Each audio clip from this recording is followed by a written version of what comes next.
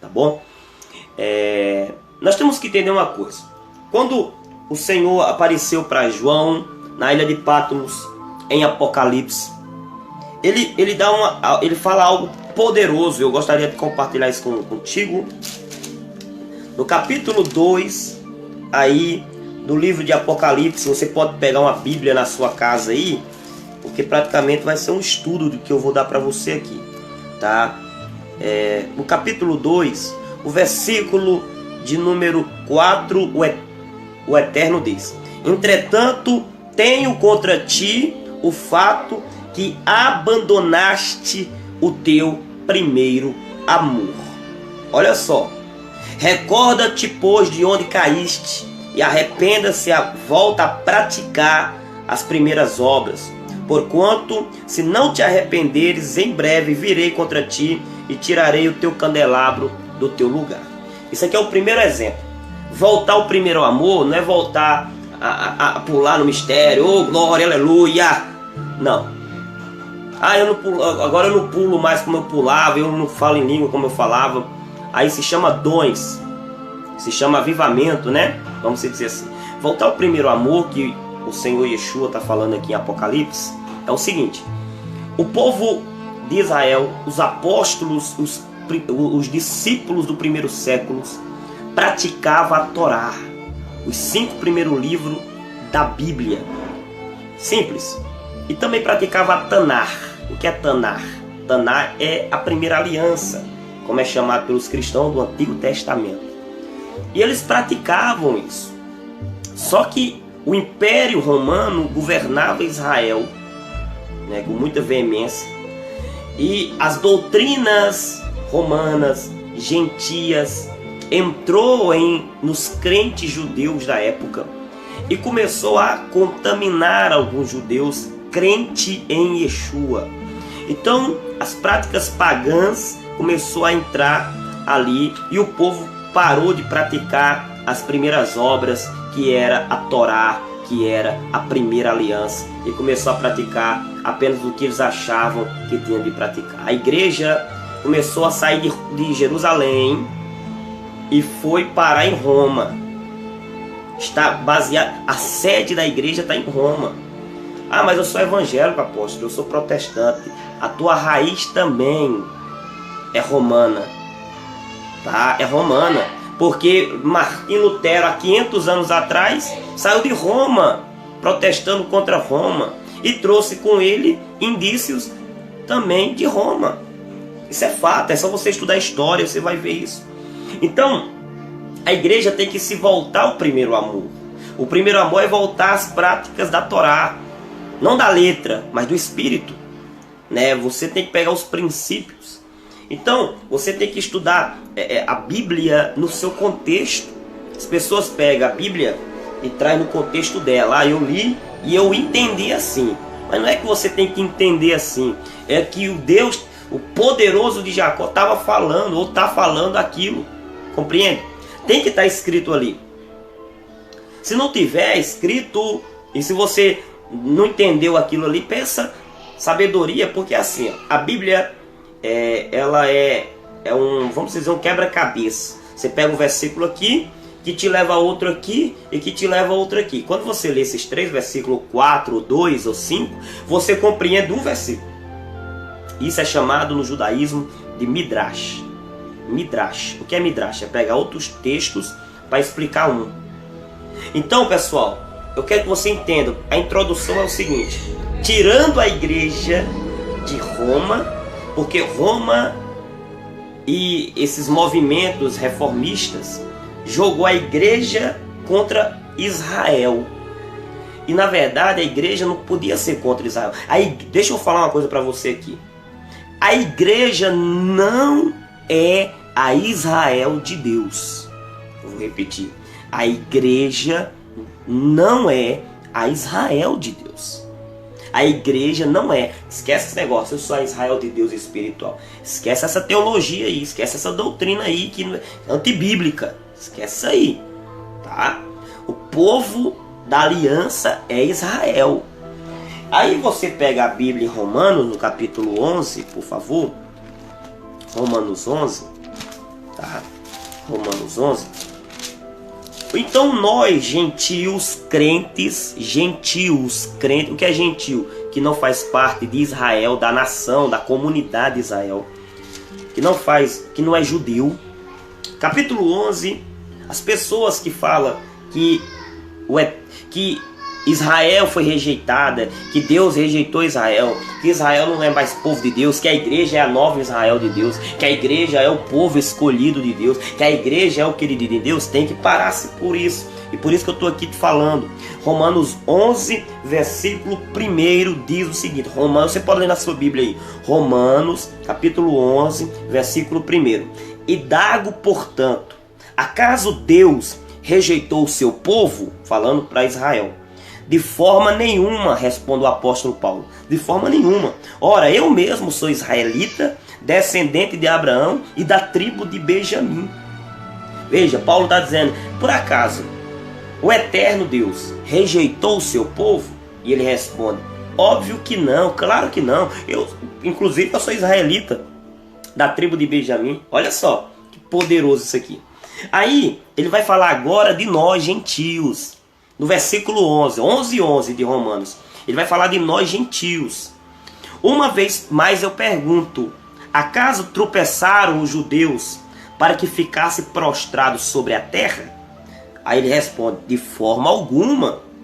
Antes, pela sua transgressão, veio a salvação para os gentios, para nós, que não é de judeu, para provocar ciúmes em Israel. Primeiro, Israel transgrediu não recebendo Machia.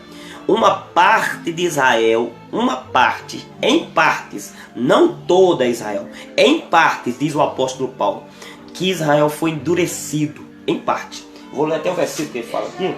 Fala aqui no versículo de número 25 do capítulo 11 de Romanos. Romanos 11, versículo 25. Irmãos, não quero que ignoreis este mistério, para que não sejais presunçosos, vaidosos.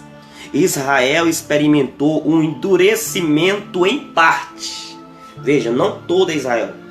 Até que chegasse a plenitude dos gentios. Então, nós estamos entendendo aqui que Israel, em parte, recebeu endurecimento, em parte. Então, eles tropeçaram, eles transgrediram, não recebendo Machia, o Messias. Machia é Messias, é Cristo. Quando eles não aceitaram Cristo, eles transgrediram, em parte. Por quê? Mas eles tropeçaram nessa transgressão para ficar prostrado e Deus rejeitar eles. Aí o apóstolo responde no versículo 11, de forma alguma. Isso aconteceu pelo plano divino, para que você, gentio, pudesse receber também o Messias para a salvação dos seus pecados. Olha que maravilha. A igreja tem que pregar isso. Será que as igrejas estão pregando isso? Versículo de número 12. Contudo, se a transgressão deles, se o pecado deles constituiu em riqueza para o mundo, e o seu insucesso em não aceitar Jesus e Yeshua como Messias, fortuna para os gentios, quanto mais significará sua plenitude. Deixa eu explicar isso para você. Se Israel rejeitou o Messias, o Machia, e trouxe vitória para muita gente, e no dia que eles realmente, toda Israel, porque já tem uma remanescente que crê em Yeshua, mas se toda Israel crê, o que não vai acontecer? Se no pecado deles todo mundo foi abençoado, e no dia que eles se converterem, o que vai acontecer? Milagres, salvação em todo o planeta. Porque quando o Eterno revela-se a Moshe Rabbeinu, a Moisés, no Monte Sinai, lá em Êxodo 20, quando ele aparece ali, o Eterno aparece, ele diz para Moisés, vocês, Israel, é a nação eleita de sacerdote, é vocês que tem que levar meu nome ao mundo, e Yeshua disse, ide por todo mundo e pregue esse evangelho, Yeshua não trouxe nada novo, Yeshua pregava a Torá, pregava os profetas. O que é evangelho? É boa nova. O que Yeshua trouxe foi o que os fariseus não fez, foi o que os saduceus não fez, foi o que os essênios não fizeram. Foi o que aqueles grupos da época não fez, então é por isso que é chamado de Boa Nova. Ele trouxe uma revelação extraída do próprio Deus, da Escritura Sagrada, porque ele disse: eu não vim abolir, eu vim cumprir, não passará os céus e a terra, mas a palavra permanece, né? Paulo diz ainda que venha um anjo do céu e pregue outro evangelho que não seja esse, seja anátema, seja amaldiçoado. Então Yeshua pregou a Torá, os profetas, o evangelho, a boa nova. Quer dizer, a boa nova é ele, o Messias. Tudo aquilo que os profetas profetizaram, ele o Messias, ele o Messias, ele o Messias. É a boa nova? Que maravilha isso. O apóstolo Paulo ainda diz, olha só, pode compartilhar aí, pessoal, compartilha, comenta, para que nós possamos atingir mais pessoas, tá? É por isso que a igreja Tabernáculo, Deus de Poder, está nessa fase da restauração. Nós não queremos uma reforma, queremos restauração nas raízes judaicas da fé. Tá judaizando? Não estou judaizando. Estou levando a igreja a Jerusalém. Estou levando a igreja aos princípios mor da Bíblia, aos princípios básicos dos cristãos dos primeiros séculos. Tá bom? Olha, ele diz que, versículo de número 13, 11 e 13. Agora estou falando a vós, gentios. Olha só, Paulo está falando aos gentios. Considerando que eu sou apóstolo dos gentios. Aí ele diz aqui no versículo de número 15. Porque se a rejeição deles, se a rejeição de Israel significa a reconciliação do mundo, quer dizer, se Israel rejeitou o Messias, trouxe salvação para todo o mundo, reconciliou o mundo com Deus, o que será a sua aceitação? E no dia que eles aceitarem por completo, a nação inteira aceitar Yeshua como Messias, aí ele diz, o que vai acontecer? Vida entre os mortos. Aí eu vou falar da vinda de Yeshua. A igreja, durante muito tempo, baseado numa teologia de Lutero, baseado numa teologia de Calvino, de Wesley e etc., dos pais da igreja, pregaram a volta de Yeshua de um contexto diferente bíblico. Pegaram textos isolados e fizeram doutrinas. Para mim entender a volta de Yeshua, eu tenho que estudar os profetas da primeira aliança. Porque para você que não sabe, só o Apocalipse tem 200 citações da Torá, dos 5 livros de Moisés. Entende? As pragas de Apocalipse, se você comparar com as pragas do Egito, é parecidíssima. A diferença é que o Egito foi 10 pragas no Egito. Aqui vai ser 7 no mundo.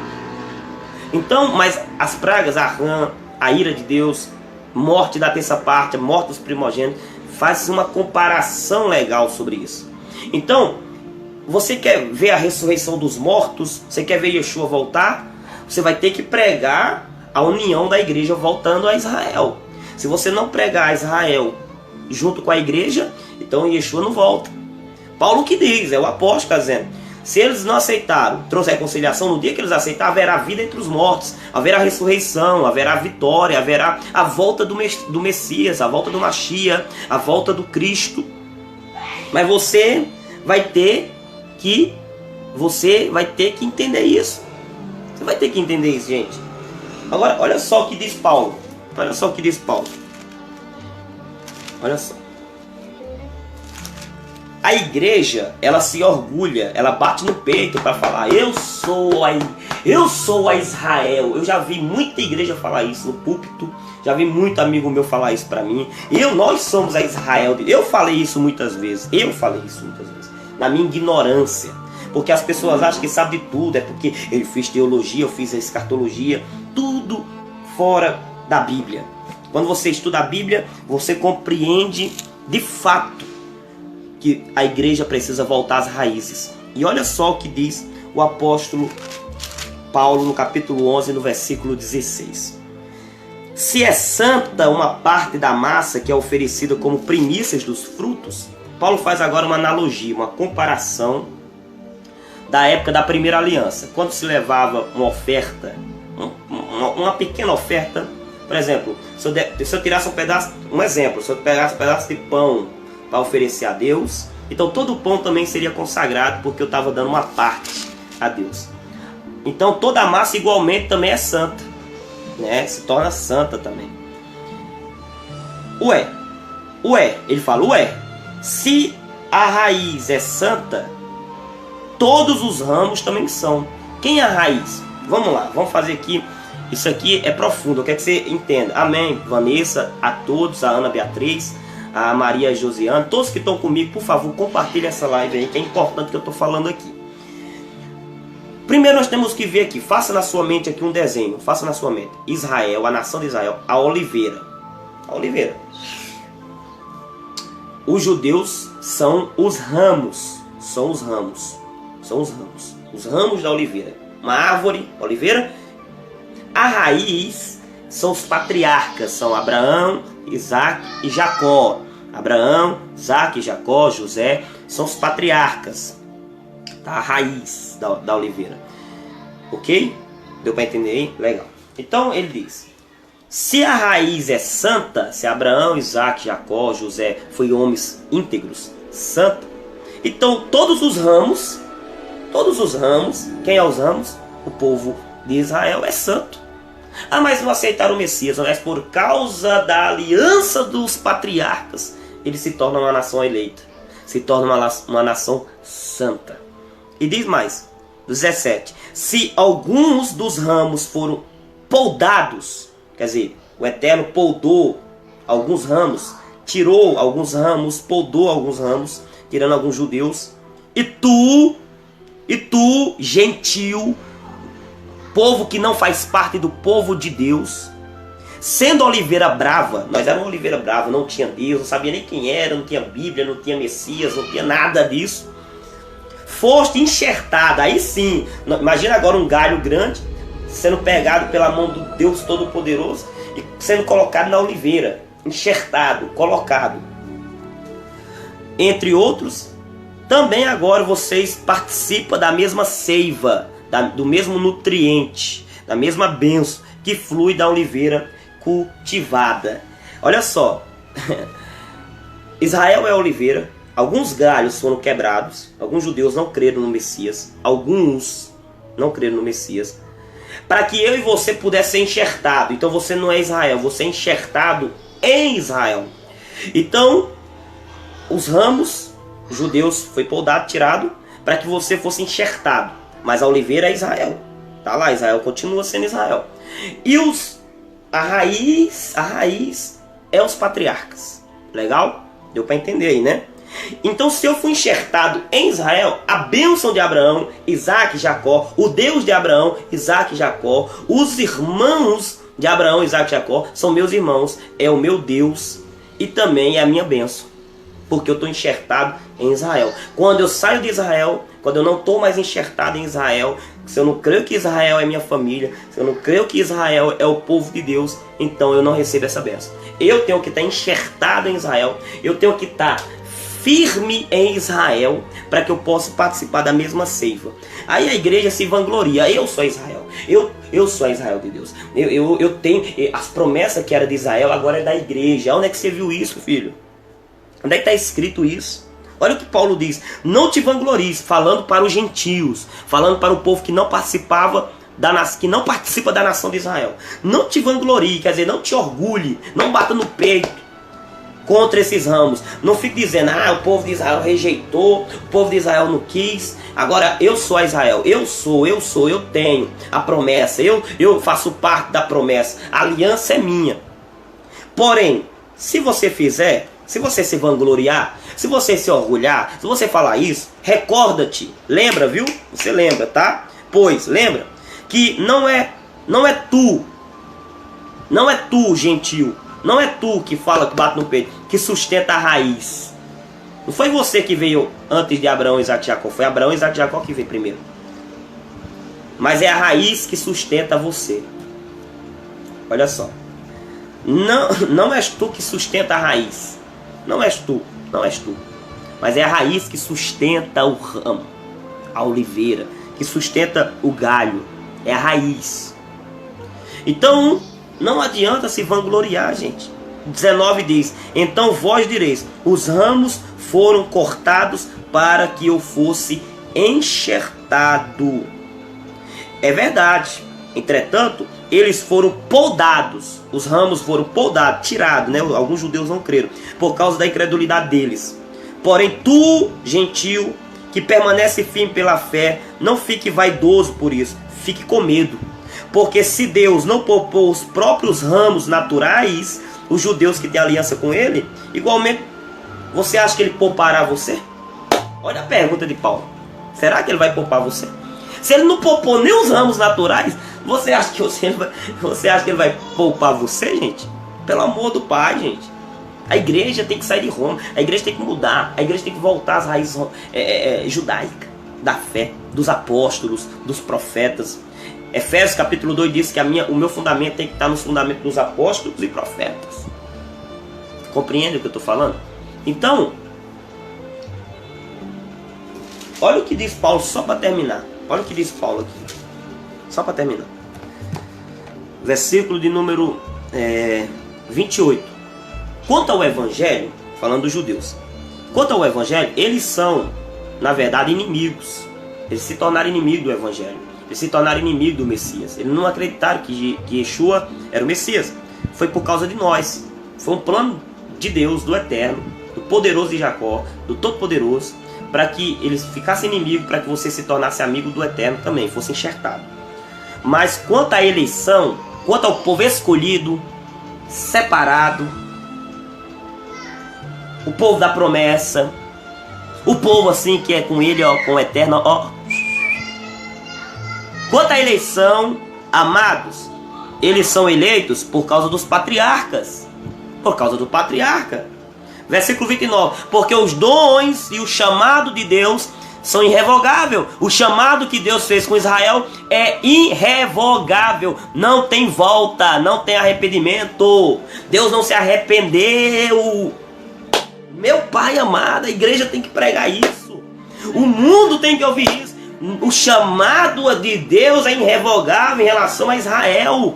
Não tem como, o contexto fala de Israel. Enquanto ao evangelho, de fato, eles são inimigos por causa de você, por causa de um plano que Deus fez. Mas enquanto a eleição, ao povo escolhido, ao povo que tem a aliança, a Torá, as promessas, o Messias, é eles.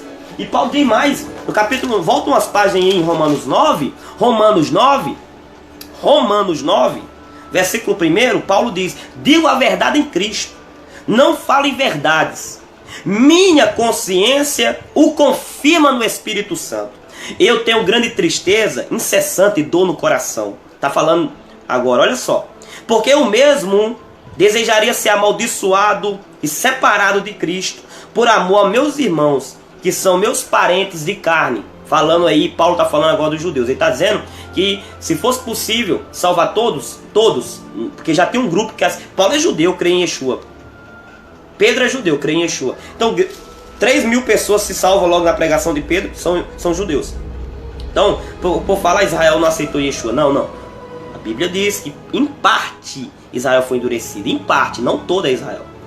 Tem um remanescente que crê em Yeshua. Aí ele diz o seguinte, versículo 4. Os quais são os israelitas? Olha só. Dos israelitas, da nação de Israel, são a adoção, a glória, as alianças, a proclamação da primeira aliança, da Torá, dos profetas, da lei de Moisés, o culto, as promessas, os patriarcas e a linhagem humana do Cristo, que é Deus acima de tudo e de todos, seja Ele louvado para sempre. Viu? De Israel é a glória, de Israel é as alianças, a promulgação, o declarar da lei, também o culto, a Torá, as promessas, os patriarcas e também o Cristo. Cristo, Yeshua, Jesus, deixa eu falar aqui bem para você entender. Jesus é judeu. Como é que você prega contra Israel, igreja? Como é que se prega contra esse povo se o Messias é judeu? Mesma coisa você falar mal alguém falar mal de sua mãe. Você não vai gostar, vai? Você está entendendo o mistério? Entende ou não? Compreende? Capite? Então a Israel de Deus não é você, não é eu. Nós somos enxertados em Israel.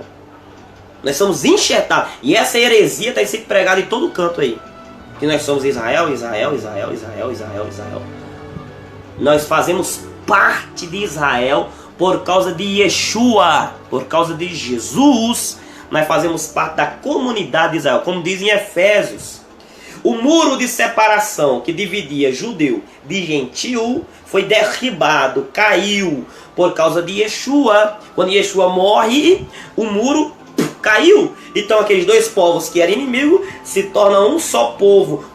Deus não tem duas famílias. A Bíblia diz que é uma família só, um povo só. Ele não diz eu serei povo da igreja, eu serei Deus da igreja e Deus de Israel. Não, ele diz eles serão o meu povo e eu serei o vosso Deus. É um povo.